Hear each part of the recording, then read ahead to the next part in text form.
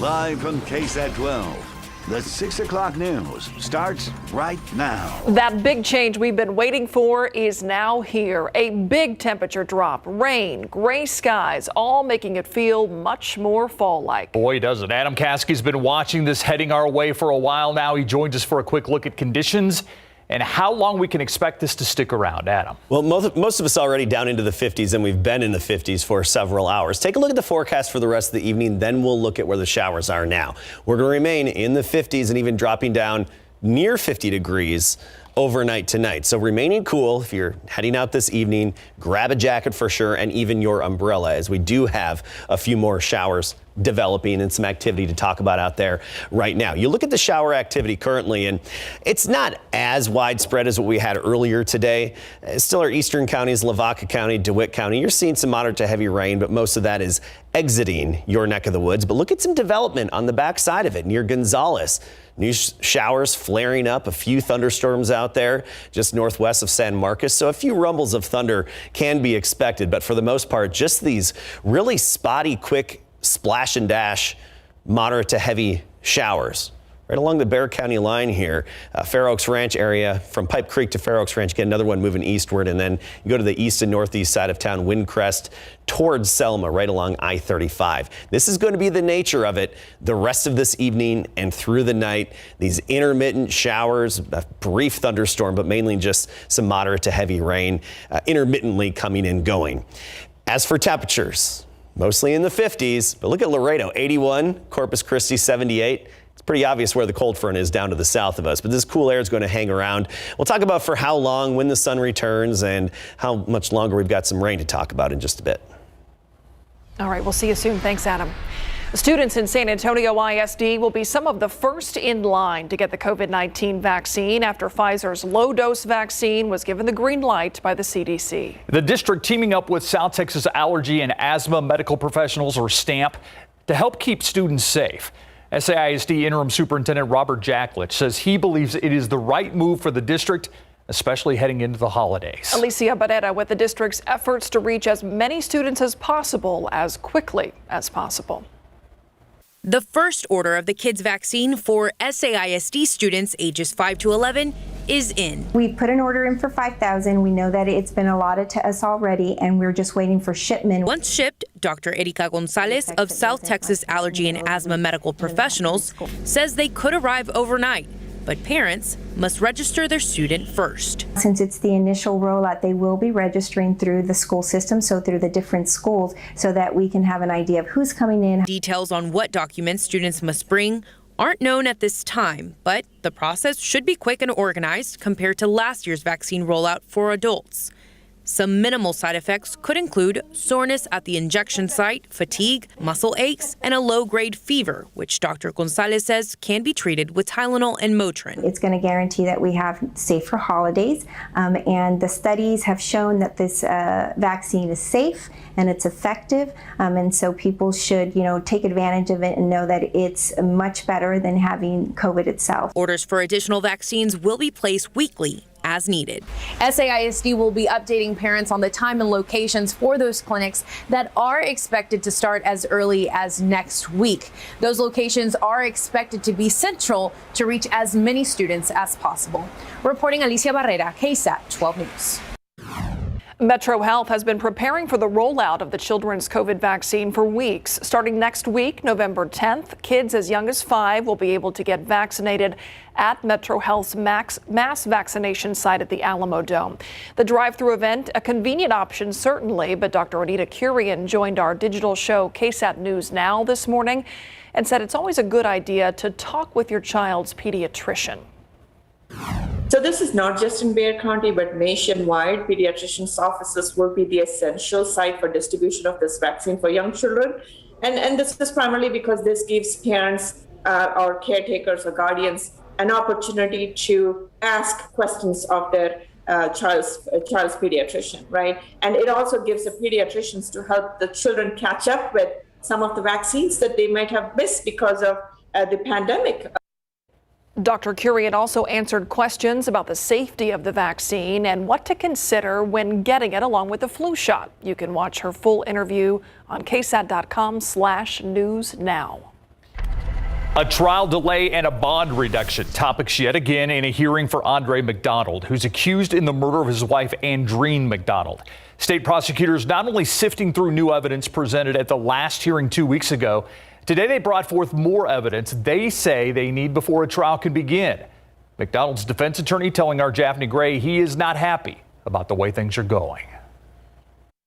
We weren't made aware that some of the evidence on the hard drive was in the binders, and some of the evidence in the binders may have been on the hard drives. They're wreaking havoc on my trial preparation. Confusion set in during today's hearing in the Andre McDonald case, an Air Force major accused in the murder and disappearance of his wife, Andreen McDonald. Judge Frank Castro and the defense learned that some of the nearly 100,000 pieces of newly discovered evidence revealed by prosecutors last hearing may or may not have already been received by the defense. I need to know what I have been given, what I have not been given. Prosecutors also wanted new evidence like McDonald's military work computers, records from Child Protective Services, getting the former lead detective's case-related information off his personal hard drives, and requesting McDonald's best friend from Florida, who they say is a material witness. They are also awaiting bank records and the testing of a rag found in one of McDonald's cars that the FBI described as smelling of cleaning solvents. The problem I have is it's been over, I think he's, correct me if I'm wrong, counsels, but he's been almost 2.5 years in custody, and then they're just getting him all this stuff right now. Frustrated by the request of a trial delay, defense attorney John Convery requested McDonald be given a bond he'd be able to make. Convery asked that the total bond be reduced to $60,000 for murder and tampering with evidence. Instead, the judge reduced the bond from $550,000 to $250,000. At the end of this 30-minute hearing, the judge set a new hearing date for early December. There, they hope that the prosecution will have all the needed evidence for the defense to review, and at that time, they hope to determine a new trial date for early January.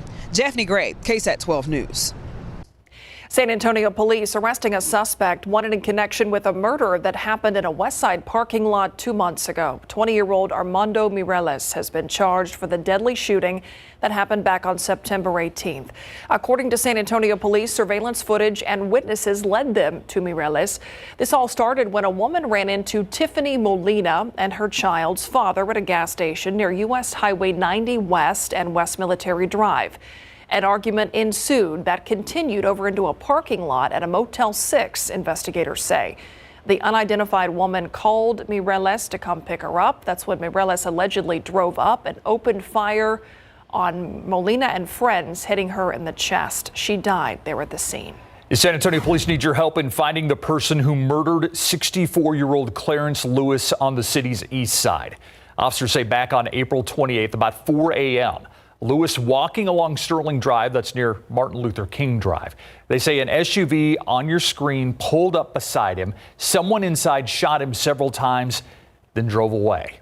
If you recognize this vehicle or have any information that lead to an arrest, call Crime Stoppers at 210-224-STOP. Holiday traditions already underway. Today began the prep work for the annual Raul Jimenez Thanksgiving dinner. Last year, things looked a little bit different due to the pandemic. Meals on Wheels stepped in to help the organizer deliver the turkey stuffing, sides, and dessert, giving away 2,500 meals. And this year, they plan to do it again with a goal of 12,000 meals. We're just grateful to the community for being here with us and partnering with us and ensuring that the legacy that my dad started 42 years ago continues. We're so grateful because we couldn't do it without their support. As always, volunteers a must to keep this event a success as it is every year.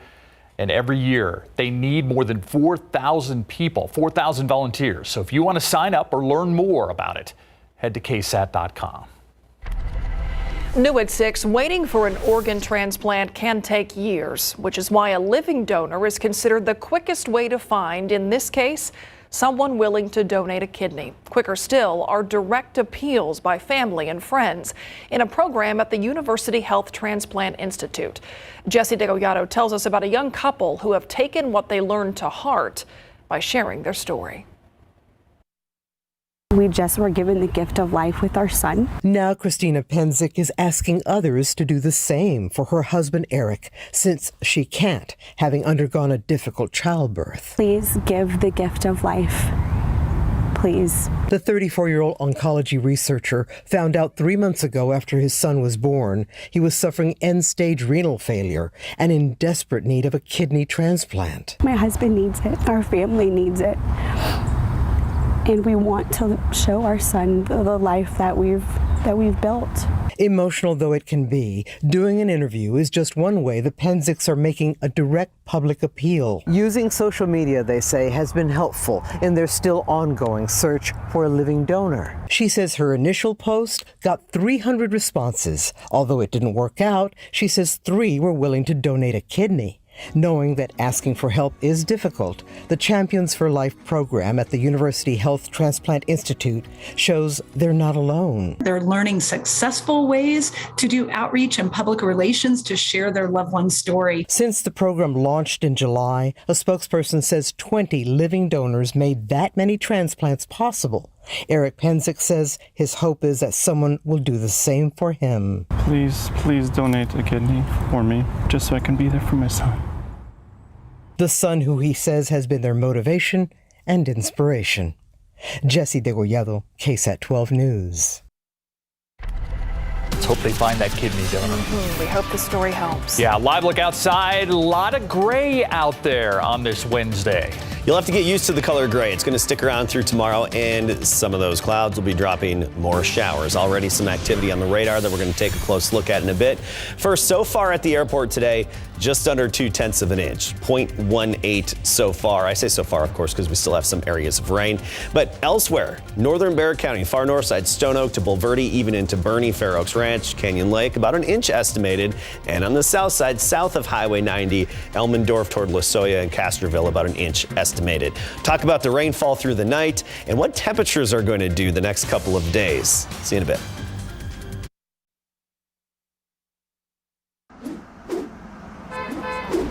Welcome back, everyone. We have some breaking traffic news here. This is a major vehicle fire. This is at Loop 1604. This is a TransGuide view from Valley Meadow, but this is right there at State Highway 151. So let's give you a wide look at this. And I'm actually going to step out of here so you can orient yourself, get your bearings. Again, this is 1604 State Highway 151. You see the traffic backed up there. Just a moment ago, you could actually see the flames, and the smoke was dark. But looks like they've gotten some water on it or flame retardant or whatever, so it's white smoke, so hopefully that fire will be out soon.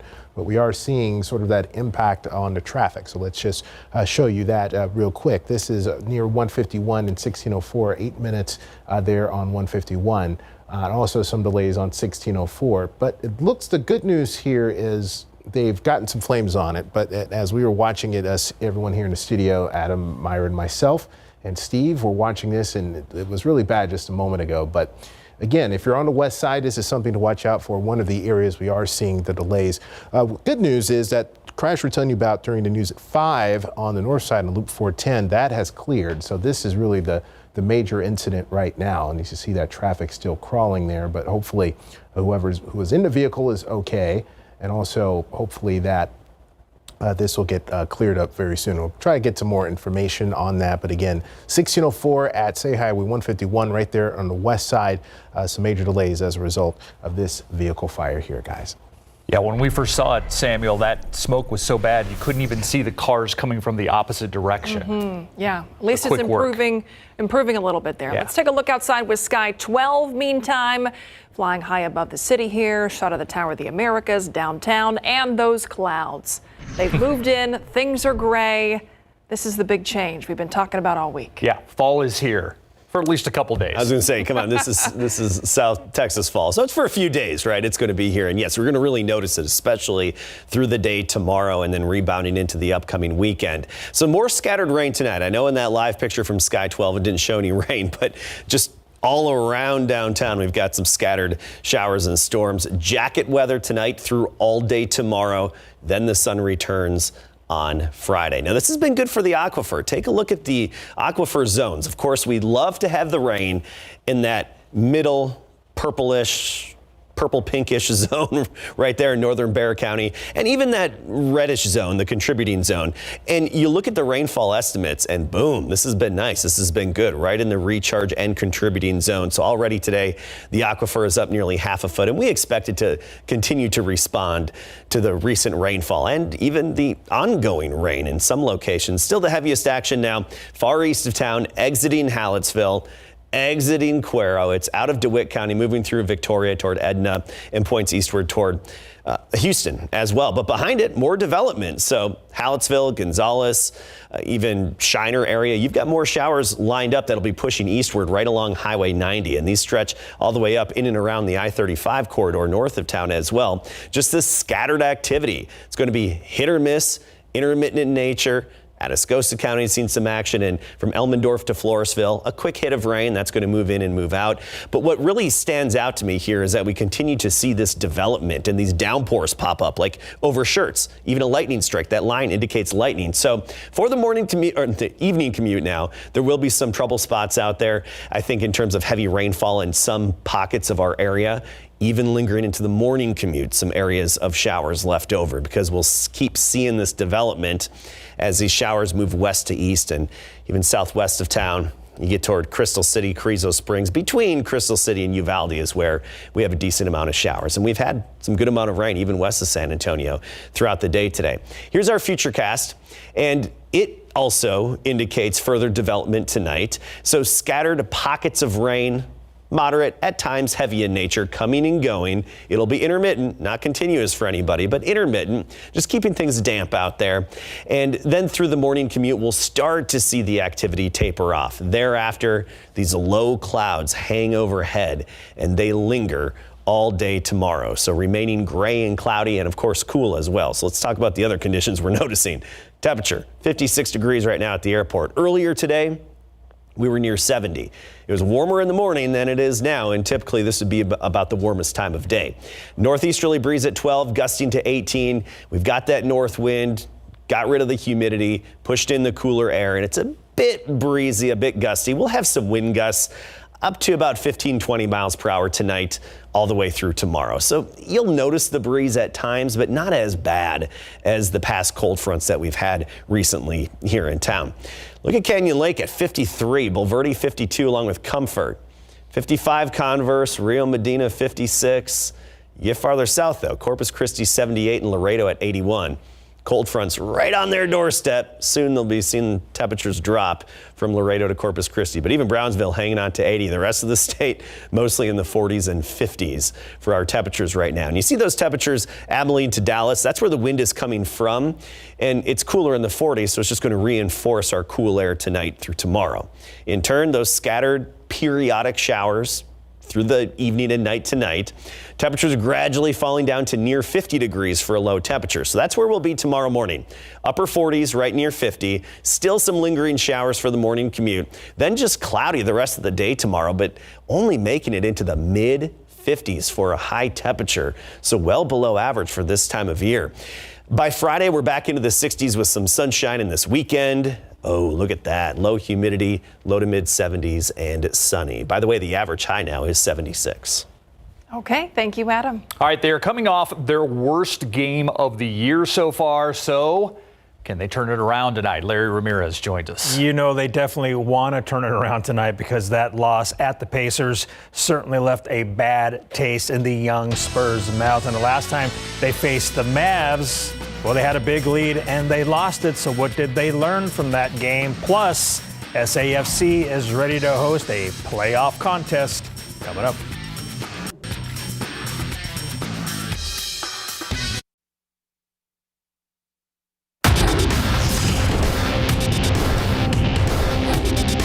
The only bad part about having a back-to-back now at this point is, it's still early in the season, so guys still kind of have fresh legs.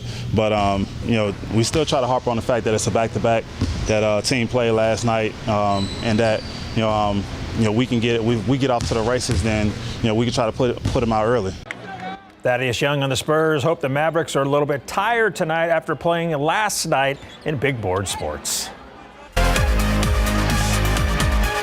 Let's take a live look inside the AT&T Center, where tonight the Spurs will host the Dallas Mavericks. San Antonio is 1-2 at home this season, and some of the guys are on the court warming up, including Spurs guard Derek White. There he is, taking some shots here and there as he gets ready to face the 4-3 Dallas Mavericks. After tonight, the Spurs will hit the road for games at Orlando and Oklahoma City Friday and Sunday. Now, for the second time in less than a week, the Spurs and Mavericks will play basketball. Last Thursday, the Mavs beat the Spurs in Dallas 104-99.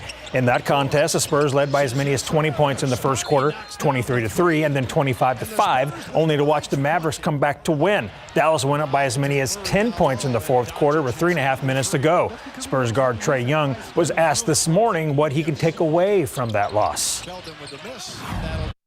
mean, we had a quick start versus them last time and let them back in the game slowly. So I think continuing to play how we did at the start of the last game, making sure that we continue to use each other on offense, play together, play for one another, and that'll help us out a lot. Spurs and Mavericks will play tonight, 7:30 at the AT&T Center. Jakob Poeltl's out for health and safety protocols, and Doug McDermott is available after sitting with right knee inflammation. For the second straight season, San Antonio FC is preparing to host a playoff game. San Antonio put together one of their best performances of the year in the regular season finale, defeating Colorado Springs 3-0. Now, after an up-and-down season in arguably the toughest conference in the USL, SAFC has confidence they can make a run. I think our motto has been, we're going to play every single game like it's our last game of our career. And playing with that motto has given, it's lit a fire under us. Our fans are the best and we want to do it for them. And I think we're ready. And we showed that in our last regular season game. San Antonio FC will host San Diego Loyal SC, who is managed by retired pro soccer player Landon Donovan, Friday night at 8 at Toyota Field.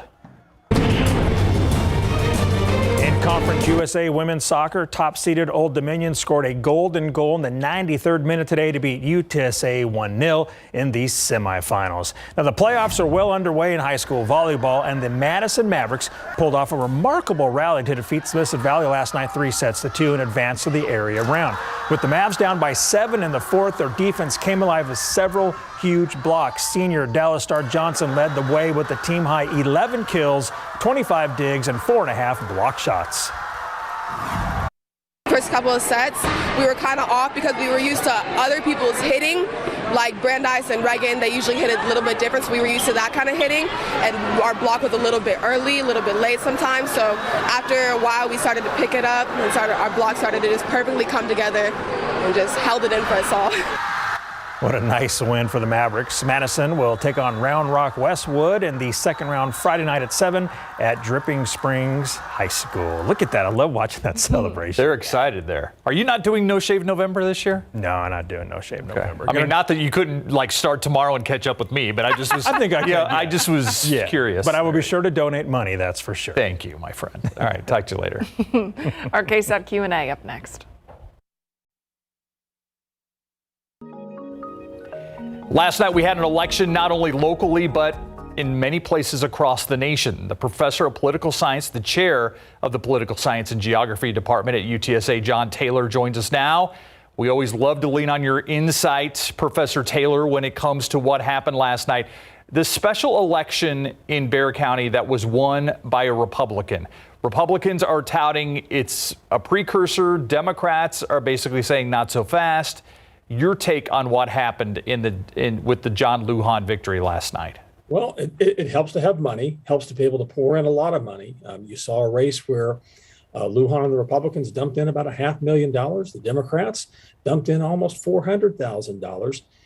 Again, keep in mind, this is for a state house seat that pays $7,200 a year.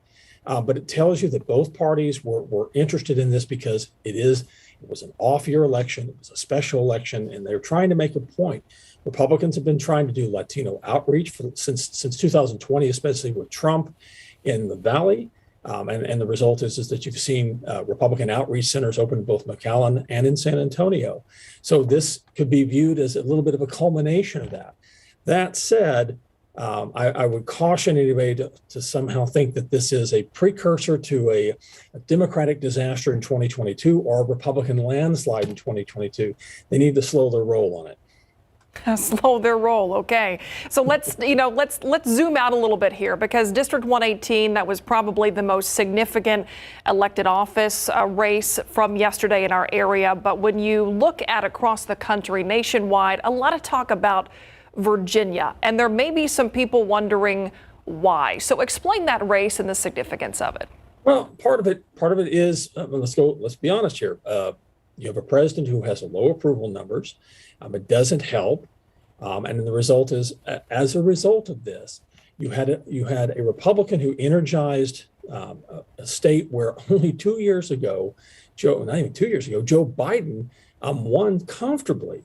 So it begs the question, why? The answer might be not just with the fact that Trump was barely mentioned in this race. He didn't come and campaign in this election. That perhaps also it was the Democrat, McAuliffe, who's a former governor, didn't really give a reason why he should be governor again. Youngkin, on the other hand, a younger candidate, a fresher face, he energized not just independent voters, particularly women voters in the suburbs of Northern Virginia, and that's how he pulled off the victory. There were some that were saying the problem that McAuliffe had is he made it a referendum on Trump, who's no longer president, and Youngkin was dealing with the local issues that Virginians deal with. And McAuliffe tried to nationalize the race, and I think that was a mistake for him, because you're quite right. By making this a referendum on Trump a year after Trump's out of office, it really didn't make sense. I mean, Youngkin was quite correct in focusing on those issues that hit taxpayers, hit voters. The one issue in particular that really, I think, affected the Democrats in the race was the issue over parental control and education, and that really resonated with voters in a way that it stood out in the exit polling. Let's talk about those you said need to slow their roll. I mean, anybody who is looking at coverage, post-election coverage today, a big takeaway is that this is a bad sign for the Democratic Party. Do you feel that way? And if so, why not? Well, I mean, let's be honest. I mean, we can tell as a political scientist, professional political science, I can tell you that, we see these election cycles, and it's rare for the incumbent party controlling the White House to make gains or to be able to actually hold on to seats in the U.S. House and U.S. Senate. It's a good chance that the Democrats are going to lose both the House and the Senate in 2022, just simply based on the way the election cycle works. And so this is why you're seeing Republicans trying to push their campaigns, trying to move everywhere they can, try, among other things, also doing the redistricting to try to also enhance their chances of capturing the U.S. House, especially. So, one would suspect it might not be a very good year for the Democrats, but it's also we're a year away, literally a year away. November 8th, 2022, from the next election. And by the way, we're like 115 days from the Texas primary. So we get a little bit of time here. John, you talked about the president's sagging approval numbers. I mean, that has to drag down the Democratic Party, though, along with the fact they control both the House and the Senate. And it seems like a lot of what Biden promised isn't getting passed. And that's a problem. That's a serious problem for the Democrats in general, for President Biden, because his agenda is basically stalled.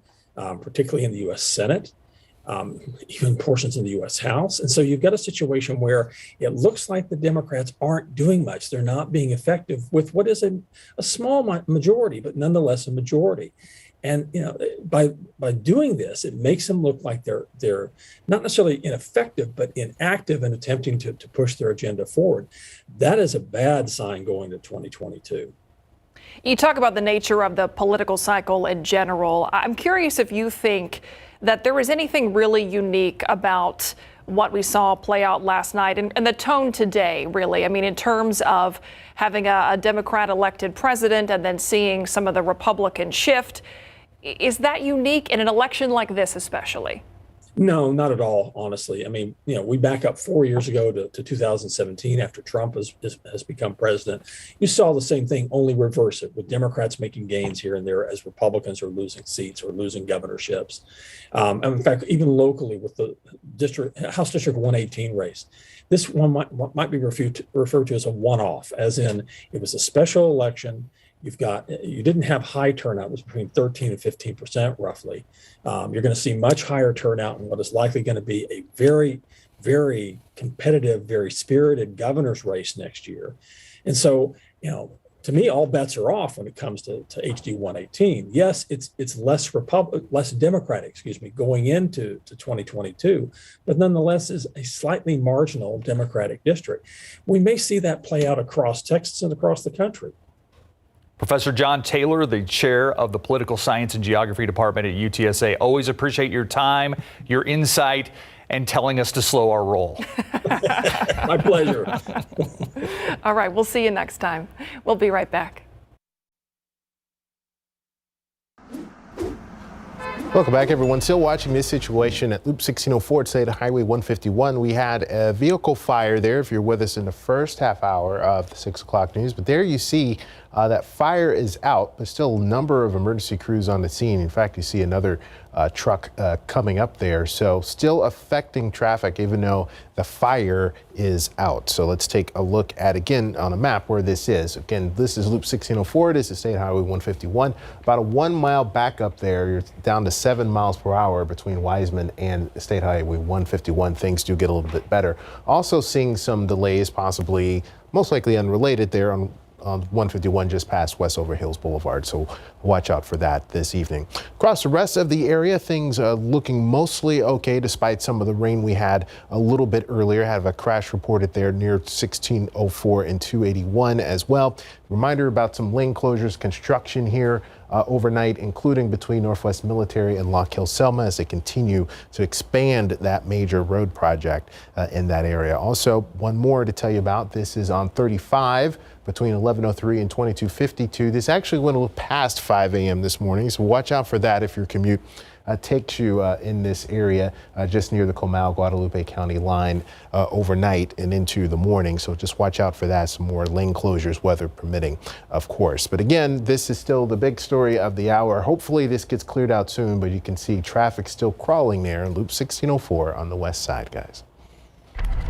All right, thank you, Samuel. Let's take a look outside with live cam right now, but you really need to step out and feel it. It is 55 degrees right now. How low will it go tonight, Adam Cass? Well, actually, we're not going to see a huge temperature drop tonight just because the low clouds will act as a blanket. So we'll probably drop down into the upper 40s near 50 degrees. So we go through the evening. More dampness, actually more showers are headed into a few neighborhoods as we speak. We're going to take a close look at those, talk about how long the rain's going to last, and of course, rebounding temperatures eventually. I'll break it down for you coming up.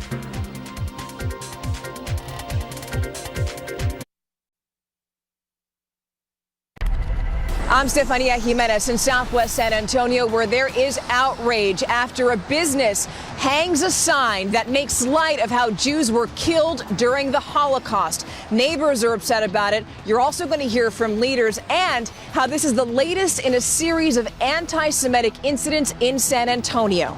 That's coming up on the Night Beat. Also coming up at 10, it's a crime we may not think could happen to us. Getting shot while someone tries to steal your car. But it's exactly what happened to one woman last night outside of a Whole Foods. Tonight, we talked to police about how you can protect yourself if you're ever in this situation. The city of San Antonio making a big change when it comes to stuff in your green bin. The goal to reduce waste in our city. Tonight on the Night Beat, the new technology and partnership that aims to do just that. Those stories and more on the Night Beat at 10.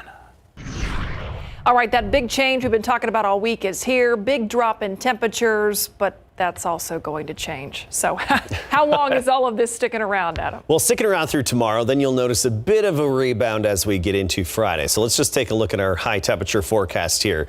Tomorrow, the warmest we should get is about 55 degrees. Even cooler in some parts of our area. I'll break it down for you in just a bit. By Friday, back into the 60s, and this weekend, low to mid 70s. Keep in mind the average high is 76 degrees, and we probably won't be back to that until we get into Sunday. Okay, let's take a look at the radar, talk about the areas of rain we have, new batches that have developed, and we'll continue to see this development as we go through the night. So more intermittent showers, pockets of downpours, and rainfall off and on through the night tonight, and tapering off as we get into the morning commute tomorrow. So here's a look at the activity currently, and particularly Poteet, seeing a heavy downpour. And this is just south of Bexar County Also moving into Wilson County, some heavy rain, Floresville, just outside of Poth. Falls City, getting a heavy downpour again. This is some good, healthy, soaking rain. But keep in mind, not exactly doing any favors for evening commute or getting outside and getting to do outdoor activities this evening. Medina Lake, Lake Hills, eastward toward Helotes, Government Canyon area, Leon Springs, Scenic Oaks, Fair Oaks Ranch, of course, and right along the Bexar County, Comal County line. Bulverde, that's you, and about to hit Timberwood Park. We've got some heavy rainfall. So Timberwood Park, you see all this activity on I-10. It's going to be in your neighborhood momentarily, along with Stone Oaks, Chavano Park, Hollywood Park. You're going to see some of that. And some heavy rain on the far east side. I mean, we're talking from I-35, just south of New Braunfels, Santa Clara area to Marion, moving into McQueenie and Seguin. So this is just that scattered activity that's going to continue to come and go, hit or miss in nature, and we'll continue to see these showers popping up and moving through the night tonight and even early morning hours tomorrow. You look off to the west, got to switch radar sites so we get a better look at it. And yeah, there's some activity out there, not quite as much and not as widespread as what we have locally and east of town right now, but this is the nature of it right now.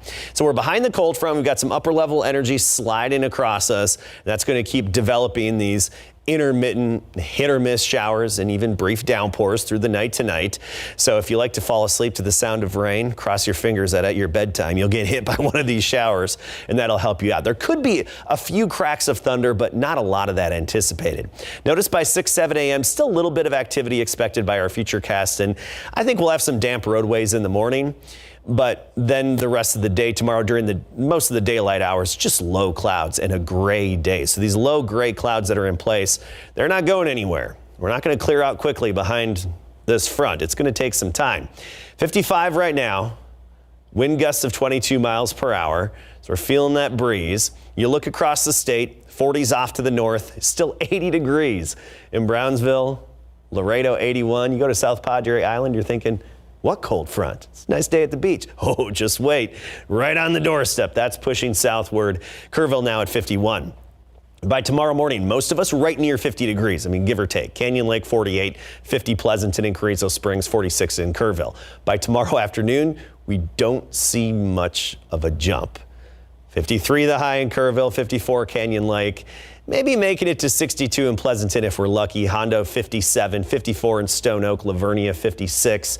You get the idea. Bernie, I think you'll be in the lower 50s along with Timberwood Park for high temperatures tomorrow. Low clouds remain once that rain is done with tomorrow morning, and a north wind at 10 to 20, so periodically breezy.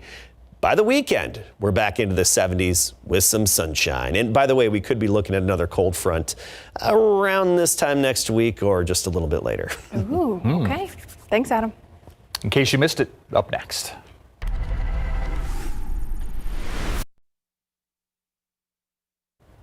Here's today's In Case You Missed It.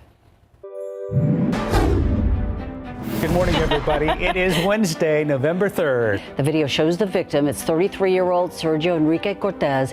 He was walking across a parking lot in the 7700 block of Marbach Road back on October 28th. That's near John Jay High School. And then a driver in a black car hit Cortez and then just takes off. He is still in the hospital recovering with serious injury.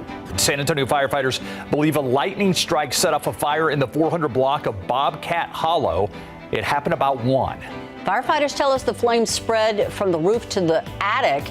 They say that the rain helped, though, to put the flames out quickly. A man whose body was found in the San Antonio River on Monday, the Bexar County medical examiner identifying him as Rolando Gracia Jr. Investigators say the 32-year-old's body was found on Monday morning, partially in the river on South Alamo behind the Blue Star Arts Complex. According to the medical examiner, his official cause of death is being investigated. When Mariah Carey sings, some want a lot less of this song, which explains why a self-described dive bar in Dallas put up a sign on their jukebox that has Mariah fans up in arms.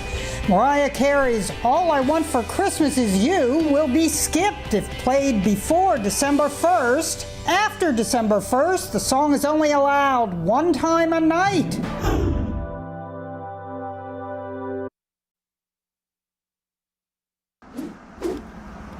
Still watching things on the west side here, Loop 1604 at State Highway 151 had a vehicle fire earlier just after 6 o'clock, but the fire is out, but we're still seeing the residual delays there. As you saw, a 1 mile backup. Traffic at least is moving. It's just moving very slowly in that area. And you also see some moisture and drops on the TransGuide cameras there. For instance, here on Hausman, you can see that, Adam, some construction there tonight as well. Yeah, we definitely have some areas of rain, and they're going to linger into tomorrow morning. We want to take another look at radar, and you see those heavy downpours, particularly on the far north side. I-10, heavy rainfall. You're moving into Bulverde, Timberwood Park, Stone Oak area, Chavano Park, Hollywood Park, and stretching down toward the airport. Then you get south of Bexar County, still Atascosa, Wilson, and looking west. And further to the west, you see more activity. And it's going to continue to come and go through the night, and very first thing tomorrow morning, we'll see these passing downpours, and then cloudy and cool tomorrow, only in the 50s most of the day. Then by Friday into the weekend, temperatures rebound, 60s and 70s. All right, thanks, Adam. And thanks for watching the news at 6. See you back here on the Night Beat at 10.